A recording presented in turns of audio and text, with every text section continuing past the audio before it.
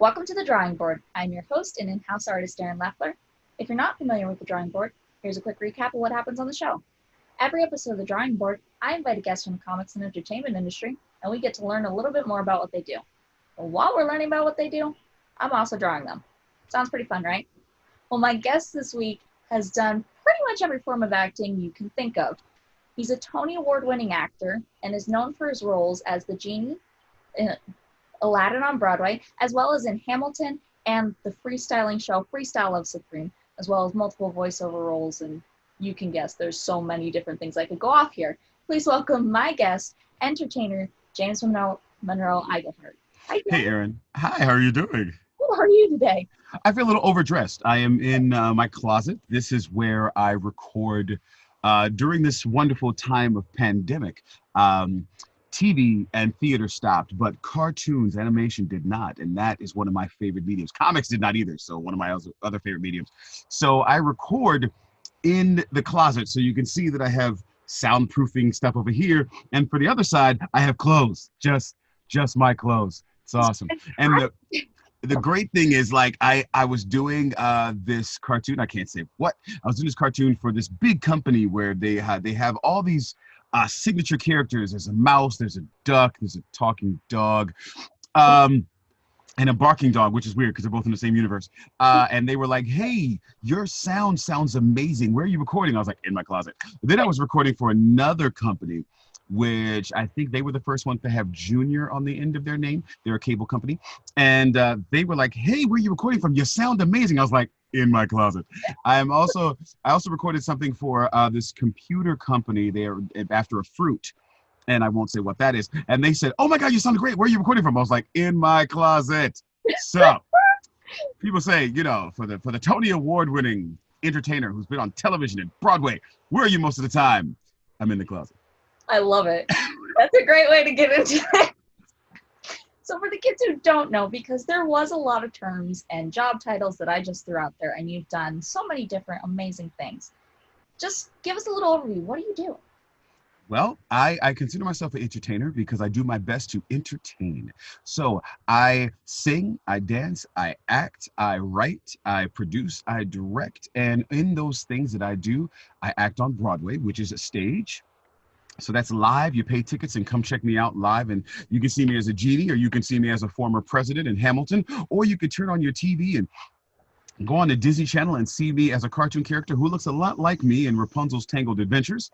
Or you can go on to Netflix and you can see me on a TV show looking just like myself in a show called Unbreakable Kimmy Schmidt and a movie called Maniac. So also, if you so inclined, you can go to your local comic shop or go to marvel.com and go to get a couple comics like Marvel Presents #3, or you can get Marvel Voices. You can see some stories I've written. So I consider myself an entertainer because I do my best to entertain in all the mediums I'm in. That is incredible, and that really spans a lot of different things in the entertainment industry. How long have you been doing this? Oh, wow. When I think about it, I want to say, like, oh, just a few years. And I look at myself in the mirror and go, no, that's not true. I believe I've been doing this for over 20 years. Wow, that's incredible. Yeah. So for you, because you've done so many different things on stage, on screen, and even writing, was this something you always knew you wanted to do when you were a kid, or is this something you kind of picked up on later in life? Since the moment I was born. I was born. That's a sentence. My mom, I had my first singing solo when I was 4 years old in church. And from the moment I heard applause, I knew I wanted to do this. And from the first time I saw a show on stage, and when I was huge Disney and Looney Tunes fan and Hanna-Barbera fan and Saturday morning cartoons. Saturday morning cartoons are every Saturday. We would get up and the cartoons would be on TV. They weren't on like cable or anything. They were just on three channels, ABC, CBS, NBC. And from 8 o'clock in the morning to actually from 7 o'clock in the morning to noon, we had cartoons, and I would watch them religiously because I loved them. So all the stuff that I'm doing right now, or all the stuff I've always wanted to do, I've always been into comic books. I've always been into animation. I've loved movies. I've loved Broadway. So I've been very blessed to get to do all the things I want to do. That's super neat. And also, yeah, Saturday morning cartoons were the best. That's what I grew up on too, and same. can't go wrong with them. And now I'm having so much fun because everybody's in a nostalgic moment. So I have been going back and getting all the old DVDs of all the old cartoons that used to come out, even the obscure ones. I think I just bought Thundar the Barbarian, which was the, Ah! prede- the predecessor to He-Man. It came out right after Star Wars was a big thing, and it's a barbarian, but he has like a lightsaber, and he has like a Wookiee like friend, and he also has a princess friend who has magical powers. So it's kind of like Princess Leia had the Force. It was so weird of a cartoon. But I just bought the DVDs, and I was like, yes. So you're getting a That chance is here. super awesome. I grew up, big House of Mouse and Pound Yes, Beef person. yes. That's my kind of thing. That was my childhood. That and Mr. Rogers, gotta love them. Oh, hey, listen, I understand. I do understand. So you've kind of touched every single facet that you can in acting. And it's kind of hard to say because there's so many different ways you can act and you have to do different things for each one of them. But for you, is there somebody or something that really inspired you and kind of inspired how you do your work? My mom was a music teacher, and it was she's still alive, but she still does music. But she was a high school music teacher. I should say school teacher. She did more than high school, and my father was an actor, so they really inspired me. And then when my father and mom took me to see Jungle Book the first time, I wanted to know who those people were that did the voices. I wanted to know, you know, Sterling. I wanted to know Phil. I can't think of his last name. He did the voice of Baloo. Um, So come back Phil. to me. Yeah, look, go ahead. I wanted Sterling Holloway did the voice of Kaa and also Winnie the Pooh, and then there was Phil. I can't think of his name. Phil Harris. Phil Harris. Phil Harris is the voice of Baloo and also Little John in uh, Robin Hood. So I wanted to know these people like Mel Blanc and all these people. I loved these artists, and I wanted to be like them. And then, of course, when I saw The Wiz, which was the African American version of The Wizard of Oz, I saw Ted Ross and Michael Jackson. I also saw it live with Ted Ross, and I was like, that's what I want to do. And then I began to I began to get more and more heroes doing this thing. But it was my mom and dad who really pushed me and then inspired me to do what I do. Oh, that's so wonderful. That's actually the first time I've had somebody say their parents, so that's pretty cool. Yeah, they were very supportive. They still are. They're at all the shows, and my mom loves to for her it's a vacation. Wherever I'm performing, it's a vacation for her to go, and me to pay for everything. I love it. That's kind of the typical parent move. I love it It's though. like, oh, you're an adult now. You pay for It's dinner like and the car and the hotel. you're gonna totally front the cost on this one. I did it most of your life. Now Right, and you want to go. You realize that now I only lived in your house till I was 20. I have now like surpassed all the things. We're back equal to square one. She's like, no, there's no, now. nah, there's no even. I love it. So I can't imagine that any of the types of acting that you've done are easy. You've done stage, you've done screen, and you've done voiceovers. So there's got to be challenges with each one of them. For you, what do you find is the challenges that you go through doing these? I think the challenge with stage is just the stamina. 8 shows a week, from Tuesday to Sunday, and 2 shows on Wednesday, 2 shows on Saturday. That's the stamina part. Keeping yourself in shape so you don't hurt yourself. I think the thing with film and television is the patience, because you basically have to hurry up and sit around and wait. So you learn your lines, and then you go up there. They go, okay, great, go back to your dressing room. You're in your dressing room for 2 hours until they call you. You go, okay, now it's time to film. You're like, oh wait, what did I study? And I think with voiceovers, it's really about, at least with me, this is probably really gross. My mouth has a lot of saliva. So I'm constantly having to like swallow to make sure I don't drown. So it's really about like reading the words well and not tripping over them and saying them correctly and enunciating really, really well, so I don't sound like I am, drinking water while talking. So that's always fun. That's a valid problem, and I have the Hey. same thing, so I get it. For you though, you're also a writer for comics, which I find is absolutely incredible. Working with Marvel Comics is just like pretty much any kid who grew up reading Marvel Comics. That's Yeah. a third stream. Oh yeah. What's that like, going from, acting and doing stuff as a performance physically where everyone either can see it or hear it, to doing something where it's a performance with words? The fun part is it's similar but not similar. And what I mean by that is you still have to act with your words. Like, what do you want to see? You have to just, as the writer, you have to describe the picture so that the artist can take your picture and interpret what you say what you've written down and put it on the page. So you're kind of like a director and a storyteller at the same time. And it's awesome. It's one of the cool challenges that I've ever had in my life, but I loved every second of it. And it was fun writing a panel and saying, okay, Spider-Man is on the left of the panel in the ring, and Crusher's on the other side. They're staring down. Crusher's looking down at Spider-Man. Spider-Man's looking up. The crowd is going crazy. And then you look and see the artist has drawn what you said.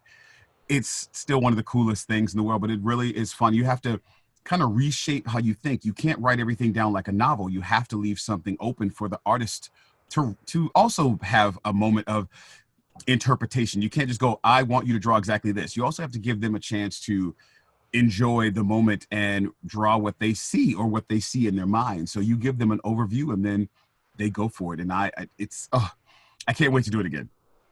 That is amazing. And just getting into working with Marvel, I can say I totally get that excitement. It's really cool, like a collaborative effort to work with other people.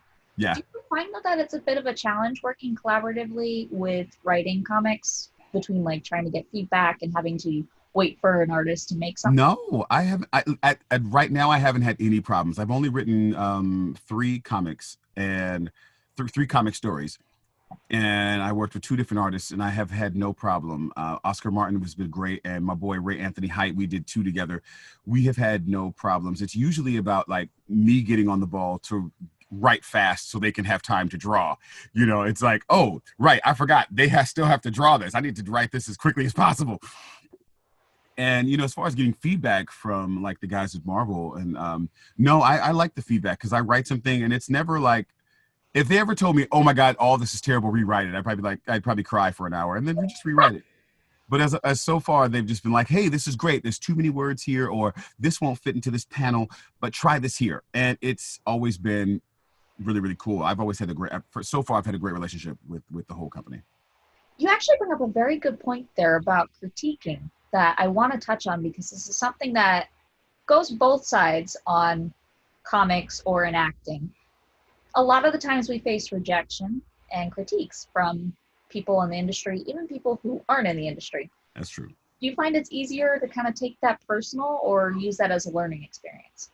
It's a little bit of both. I think if you're going to be in this industry of entertainment, and it doesn't matter what part, acting, writing, directing, dancing, singing, drawing, if you're going to be a part of this entertainment thing called art, you have to learn to hear no, and you have to learn to hear criticism, and you have to have a thick skin, and you also have to be able to discern. And what I mean by discern is tell whether it's okay to take the criticism and go, they're right, or to go, you know what, I'm glad that's your opinion, but I disagree. I like what I'm doing. I'm going to do this.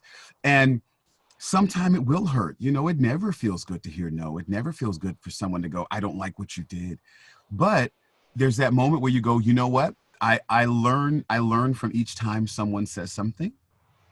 And I learn either from their critique, or I learn about myself to go, you know what? No, I'm strong enough to agree with what I've just put out. And I don't agree with your criticism. I'm just going to do this and enjoy it. And I hope the fans enjoy what I give them.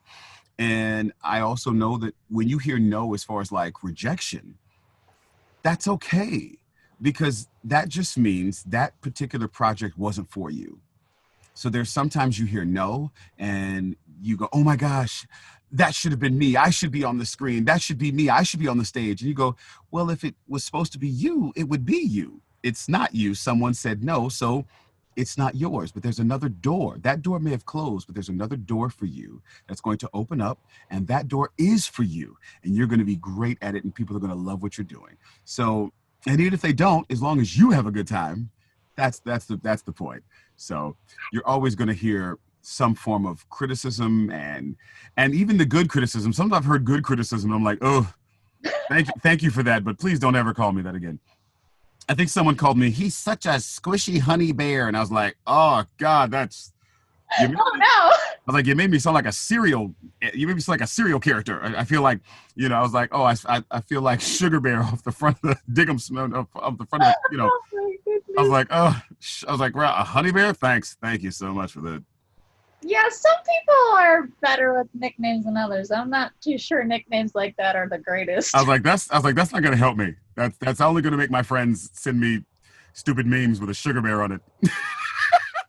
That's not really going to help me. At least you don't give them to yourself, though. That's a good. Oh no, you don't. You can't give names to yourself. It's like that old burger commercial. He goes, "I'm spicy," and it's like you can't give your own. You can't give yourself your own nickname. I love that. Now, along with that thought, with critiques and rejection, there's also a spirit of competitiveness that gets built within the comics and in the acting industry. Do you find that it's kind of easy to be competitive with fellow creatives, or do you find that you like to make kind of like a group where you trade ideas and get to know each other better? I love both. I love both. I love competing with my good friends. That's what I like. I like competing with my good friends because most of the friends I know, and I can consider you one now, most of the friends I know are extremely talented people.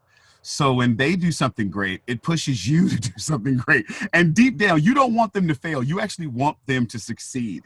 But you also go, damn, I want to do that too. I want to try that. Okay, cool, great.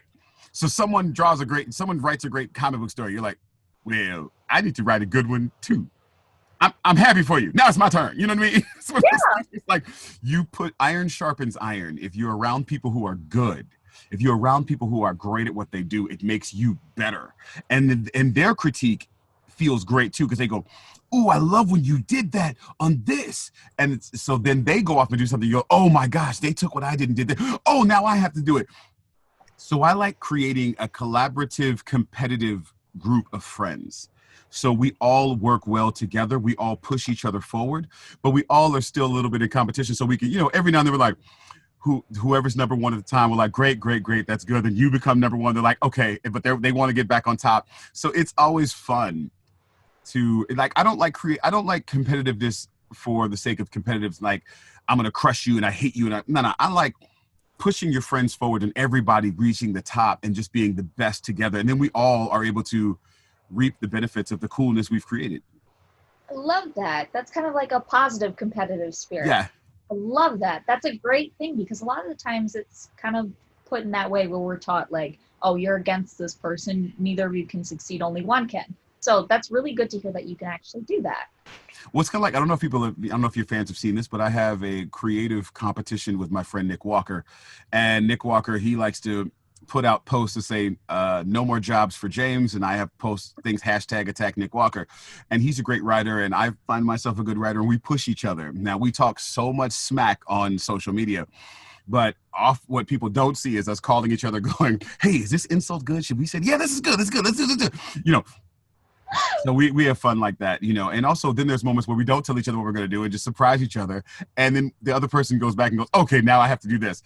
But we push each other to be better constantly. And my boys in Freestyle Love Supreme, it's the same way. I'm surrounded by these fantastic performers, all the way from Lin-Manuel Miranda to David Diggs to UTK to Anissa Folds to Anthony Veneziali to Jelly Donut. We have these great competition, but we're all a family. And whenever we do something separately, we push each other forward, and we all, like I said, iron sharpens iron. When you're around folks who are good, it makes you better. Which there brings something up too that I want to talk about, because I have not had a guest on here who has been in a show that gets made up brand new every single night that it's performed. What is that like, having to perform on the fly and come up with something new and exciting every single night? It's one of the greatest moments of my life. It's one of the most freeing moments in my career because I don't have to worry about messing up, because there is no mess up. There's nothing to mess up. Everything is there. You could just say whatever. And if you do mess up, it's part of the show, and the people love it because they get to see that it is live, that it isn't perfect. Improv was happening for the first time right now at that moment, and it's great. I love it. So whenever I get a chance to be with the Freestyle Love Supreme family, I am in heaven and I'm enjoying every second. And also, it's just fun to make stuff up. You never know what's going to come out. And sometimes it's some of the dumbest things in the world, and sometimes some of the funniest things we've ever said. And we call each other after the show. We're like, how did we get there? Can someone remember how we got to that moment? And it's just, and watching the fans and their eyes get big when we actually do rhyme everything, or we bring a story together, or we make something funny. It's so cool. I love it. It's great. It seems like it's such a very interactive and fun environment. Oh, big time. Oh yeah, big time. And you guys just had a documentary come out on We Hulu. did last Friday. We Are Free Celeb Supreme is now on Hulu. You can watch the documentary of how, the journey of how the group became the group and how all the different offshoots of great things came from that wonderful group. Well, that's really cool. And I can't imagine, did you ever see yourself having a documentary, being a part of a documentary about something that you did? Honestly, yes. I was that kid. Yes, I was that kid. Yay! I was that kid who I'm the kid who like watched the Disney Channel and watched like how movies were made, or like I'm the guy who like buys all the Blu-ray discs so I can see the behind the scenes. And I always wanted to be a part of the behind the scenes stuff. I finally got my first one when I did Aladdin on the when the Aladdin came out on Blu-ray for the first time a couple years ago in 2015. We were on the extras, and I was like, yes, finally, because I would watch all those extras and watch those people.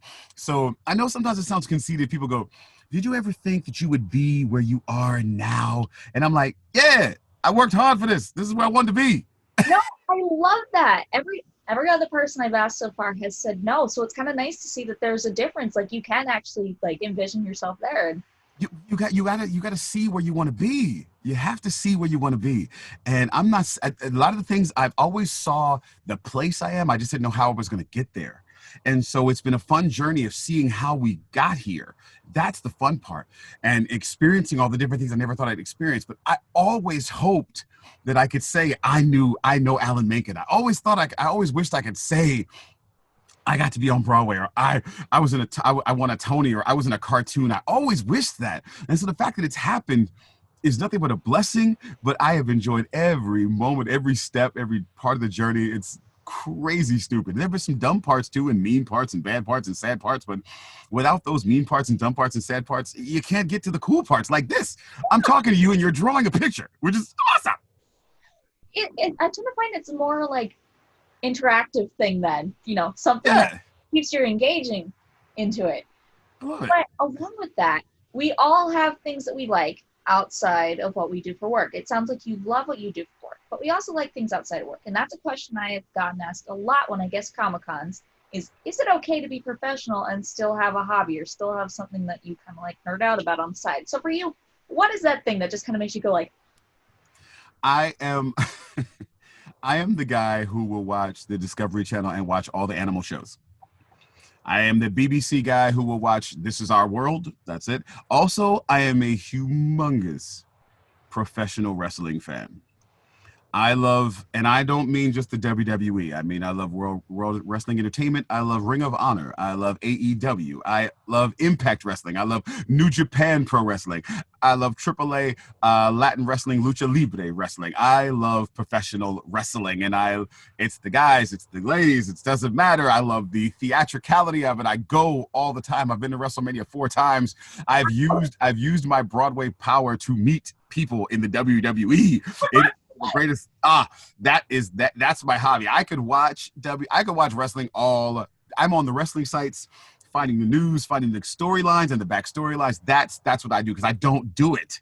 So that's my thing. There's some guys, and I say guys, there are some guys who know every football player in the world, know every basketball player in the world, and there's some ladies who know every soccer lady in the world. Not me. I don't know any of them. I know the famous ones, like the Kobe Bryants, God rest his soul. I know the Michael Jordans. I know the Magic Johnsons. I know those guys. But professional wrestling, oh yeah, I yeah, know, I know those performers. I can tell you their statistics, what championships they won, what year they won it. That's my thing. I grew up on wrestling too, so I get it. Hey, I totally get it. that's me. It's fun. It's a lot of Oh fun. yeah, oh yeah.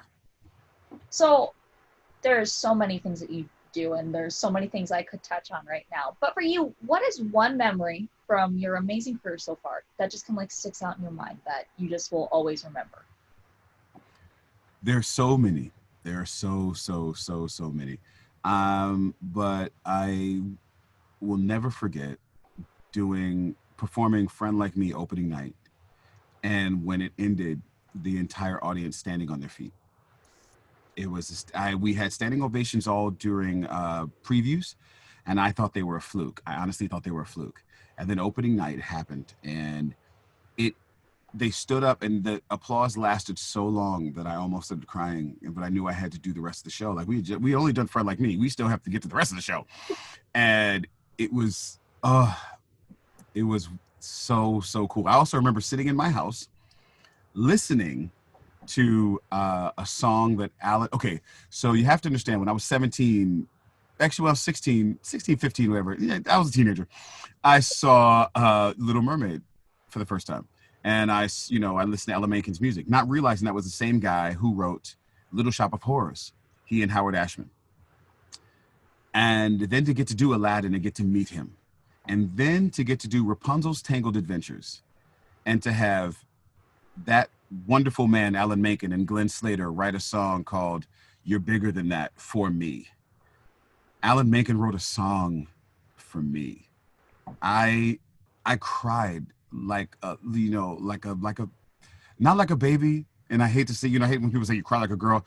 I cried like a fan. I cried like a fan because I had dreamed of that. I have dreamed of that moment of singing a song of his that was original, and to be able to watch in my own house the Disney Channel, a channel that my parents got when we first got cable. And there it was. I'm a character that looks like me, is an African-American character that looks like me, that's animated and singing an Alan Menken song. Those two moments will stick out in my career for the rest of my life. I don't think there'll ever be anything that can touch those moments. That is absolutely amazing. I don't blame you. Alan Menken is just a genius in his writing and has done so many different legendary yes things for Disney. So he pretty much has written our childhood. Yeah, I know. That's like soundtrack of my childhood. Him and Elton John. Right. Oh my god. Yes, exactly. Right. Yes. Wow, that must have been insane. It was nuts. Absolutely crazy. And that song specifically too. It's such a powerful song. Yes. At the time when I was singing it, I didn't get it until I saw it, and I realized, what it would mean for people if they needed a moment to go, hey, don't worry about your fear. You're bigger than your fear. You can do this. And I was like, I'm a part of something really, really cool. So I'm so blessed to have done that.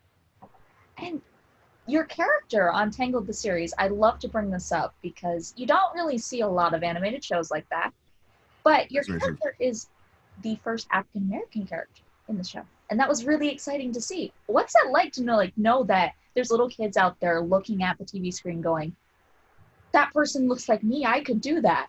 I remember what it was like whenever I would see the Super Friends and there was that one black character.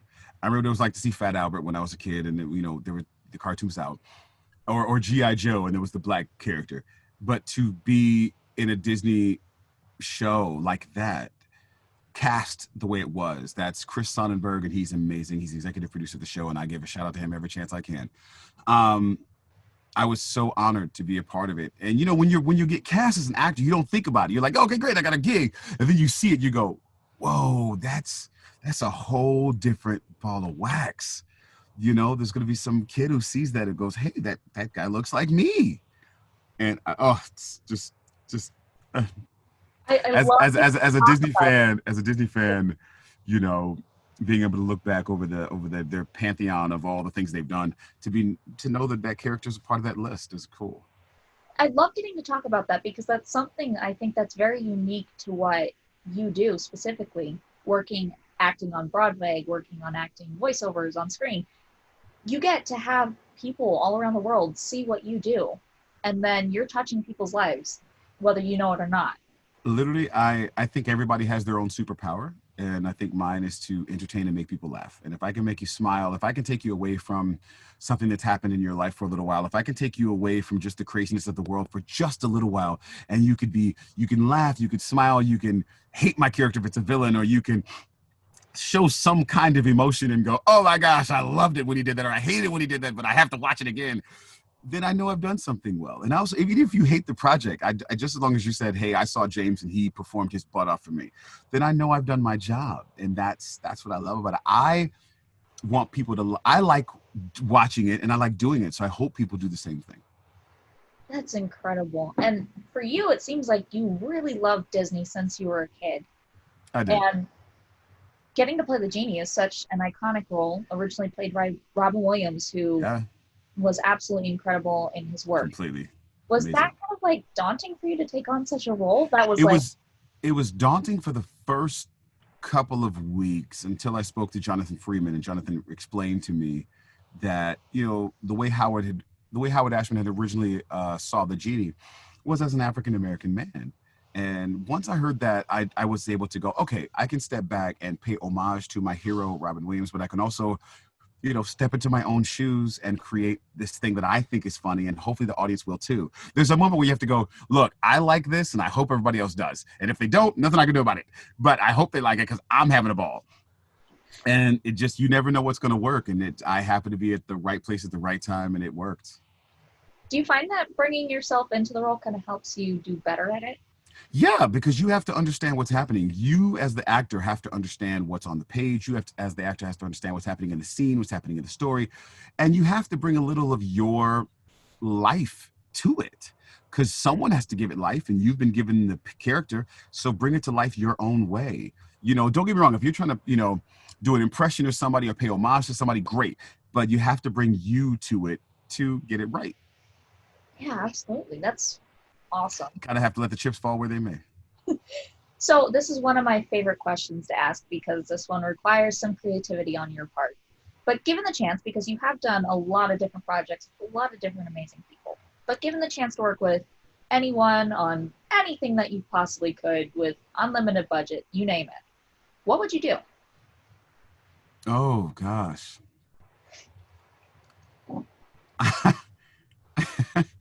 I would probably either do a big budget superhero movie with a little noir mystery type of feel to it, some action and comedy, and with a lot of special effects and a lot of ridiculousness. And I can't say which company because there's so many, because I would want to work with Warner Brothers, Disney, Pixar, doesn't really matter. But I know I would love to do a big budget superhero noir comedy action comedy would be fun. That's like my thing. That's where I go. And the people I'd want to work with, I'd want to work with my friends. I'd want to work with the guys and girls that I came up with on Broadway, who I know are amazing performers. And don't get me wrong, there are some superstars who I'd love to work with, but I've gotten to work with a few. I'd like to work with the folks that we came up together and create something new and create some brand new stars that when people saw them, they'd go, oh my God, who's that? It's one of those things that'd be kind of cool. No, I love that. That's awesome. I love hearing when people are like, I want to bring my friends into it and work with them.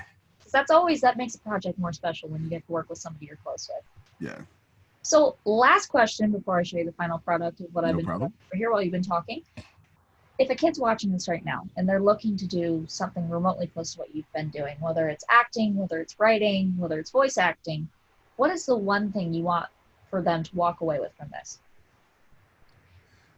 Believe you can do it. Believe you can do it. You can always get training. You can be trained to sing. You can be trained to dance. You can be trained to act. You can be trained to write. You can even take drawing and painting training. But believing in yourself is one of the hardest things to do. Believing that you can do it when others around you have never done it before and don't tell you can't do it, or they don't know anybody that's ever done it. They just see it on TV or see it in comics or see it in magazines. Believing that you can do what technically seems impossible is the biggest thing ever. And if you can believe in yourself and also find just one, you just need one person to believe in you too, it's amazing how far you can go. So I would say believing in yourself and also not being afraid. It's okay to be nervous. It's okay to be nervous. Don't let it hold you back. Don't let your fear hold you back from doing something that you want to do. I have this saying, and a lot of my friends know I say it. People have said it before, but I keep it with me. Dream big, work hard. So if you've got a dream, even if it's, I want to build miniature houses, or I want to be the greatest McDonald's manager ever, or I want to be the biggest superstar in the world, or I want to be the WWE World Heavyweight Champion, believe that you can. And it's amazing how far you go when you believe in what you're doing. That is absolutely beautiful. And thank you so much for sharing that. That's such a great piece of information to walk away with. And I think that's going to be a great takeaway for anybody who's watching this right now who wants to get into that industry. But now comes my favorite part of the show, where I get to show you what I was able to make of you while you were talking. Hopefully, all right. I try to capture the personality as well as I can, but computer screens might make this a little bit. See if I can get it without the That ghost. is amazing. Yay! That is the goal here. It makes me feel a lot better about that. Wow, how did you do that so fast? I don't know. Honestly, I don't know. I'm sitting here watching like, wow. Honestly, I think the adrenaline just like kicked in and That I Aaron, blacked out most of it. Aaron, that's incredible. That's absolutely incredible. I am in awe and I am honored. Thank you so much. Thank you. Well, thank you so much for coming on the show. It was an absolute honor to have you on and talk to you and get to learn about what you do. And thank you so much to everyone who tuned in. Again, I am your in-house artist and host, Aaron Leffler. Catch you next time on the drawing board. And